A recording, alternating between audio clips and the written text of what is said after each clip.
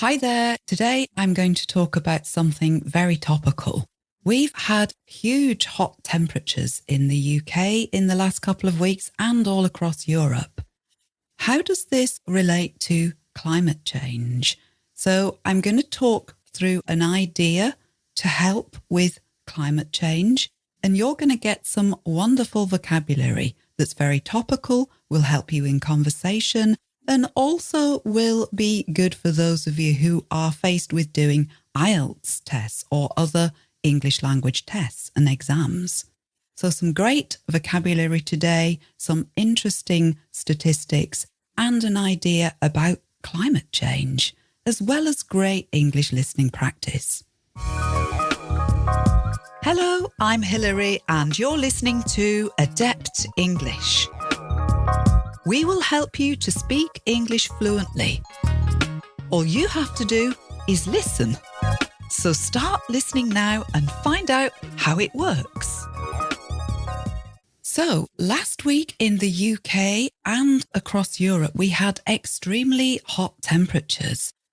Record-breaking temperatures, actually. That means the highest temperatures that we have recorded before. So 40 degrees in the UK.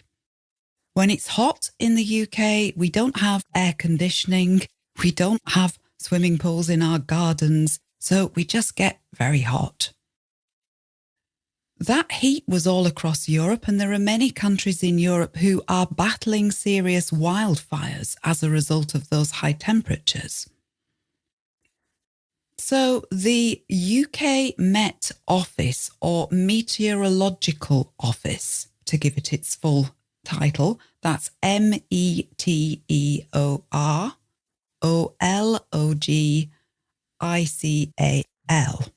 I'll do that again. Meteorological, the Meteorological Office. Basically the people who do the weather in the UK. Well, they were commenting that climate change and the rise in temperature across the world makes this type of weather 10 times more likely in their estimation. How much climate change has there been? Well, apparently since pre-industrial times, there has been a 1 degree Celsius rise. It doesn't sound very much, but its implications are great. That rise doesn't sound a lot, but that 1 degree Celsius does make a difference. And of course, as we know, the problem is CO2 or carbon dioxide emissions. We've got the highest levels of CO2 in our atmosphere because of the burning of fossil fuels. So that's coal, oil, and gas. This gets trapped in our atmosphere and gives us the so-called greenhouse effect, which has a heating effect on world temperatures. A greenhouse, that's Greenhouse, that is a glass house, and it's what we might use in our gardens to grow plants, so it's necessarily hotter inside the greenhouse than it is outside. Hence, we call it the greenhouse effect, this global warming effect. So what climate targets have we set? Well, the UN target is to limit global temperature increases to 1.5 degrees Celsius higher than those pre-industrial levels. So the levels before widespread industry arrived in many parts of the world. This 1.5 degrees Celsius limit was arrived at in the 2015 Paris Agreement. However, to achieve that, those carbon emissions need to stop rising right now and start falling by 2025. That's not very long, is it? And those are ambitious targets. It's estimated also that emissions need to halve by 2030. Again, that's just 7.5 years away. Also sounding ambitious, that target. But even more ambitious, we are asked to be at net zero by 2050. Net zero means that as much carbon is being removed from the atmosphere as we are emitting, as is being generated. How easy is that to achieve? Well, it looks pretty impossible at the moment. It's estimated that in 2021, CO2 emissions actually went up by 6%, despite a global pandemic. So we really aren't doing enough yet to bring down those CO2 emissions. We have massive challenges on our hands here. There was another big UN conference in Glasgow last year in 2021, and other promises were made, other targets were talked about. It was estimated that if governments honour their promises, we will be still looking at a 2.4 Celsius temperature increase by the year 2100.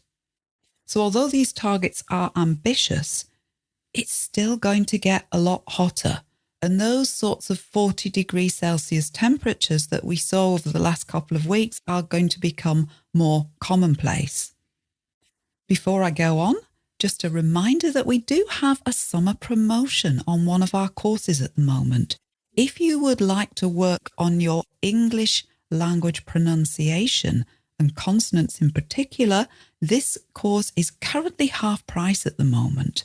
So there is a discount code available. You can see it here.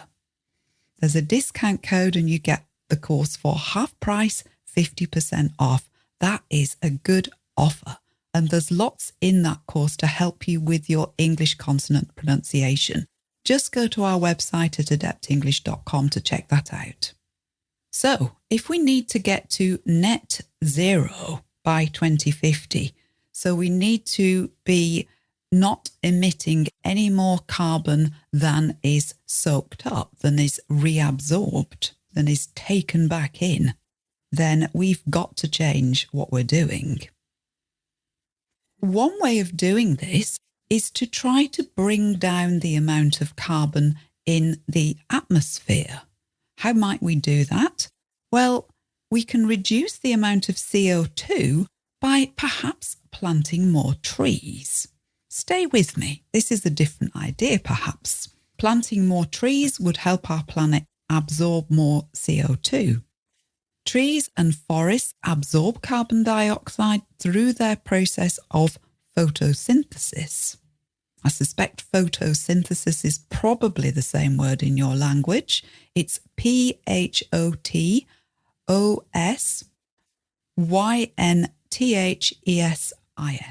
photosynthesis. It's what plants and trees do. And basically they act as stores for carbon dioxide. So when you look at the burning of fossil fuels, what we're doing is releasing long-held carbon dioxide back into the atmosphere. But trees and plants and bushes take it in, and effectively the earth can become a long-term store for carbon dioxide. So having more plants and trees would help reduce the amount of carbon dioxide in the atmosphere. That's logical, isn't it? It's not such a crazy idea, this, because in 2019, NASA conducted a study into this idea. There's a link in the transcript if you're interested in reading more about the study.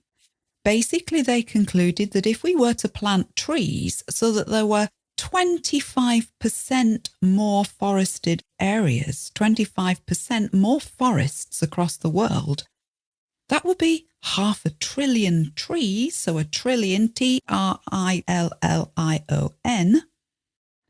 or in other words, 2.2 billion acres more trees across the world.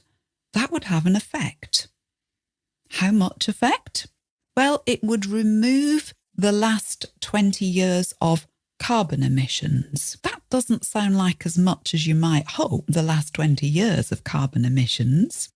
Another statistic they gave, because it's difficult to imagine such an effect, it's difficult to quantify. They said that 25% more forest would reduce the carbon in the atmosphere by about 25%. In other words, 25% more trees in the world would remove about half the carbon that's been produced since 1960. That sounds a bit more encouraging. Planting that many trees sounds to be a huge effort. But one other idea which is of interest, if you leave areas of land untouched for a period of time, in locations where trees grow anyway, then trees and forests do naturally regenerate. I notice that near to where we live, there is an area of land which was cleared several years ago. All the vegetation, the plants, the bushes, the trees were removed. I don't know who did that because I don't know who owns the land. But having done that, they didn't do anything else. The land has just been left. And actually, there are now quite large trees and bushes and plants covering this piece of ground. So nature has regenerated. So we may not actually need to plant this 500 billion trees. We might be able to let some of it happen naturally. Given the right conditions, nature will regenerate.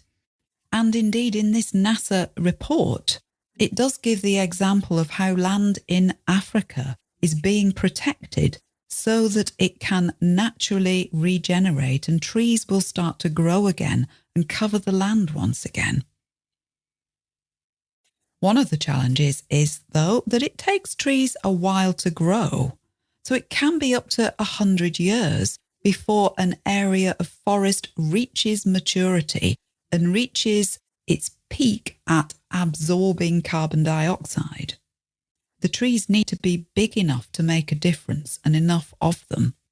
Obviously, this depends on the climate that you're in and the type of tree that you're planting or allowing to regrow, regenerate. Some tree types and some areas can be more carbon absorbing than others.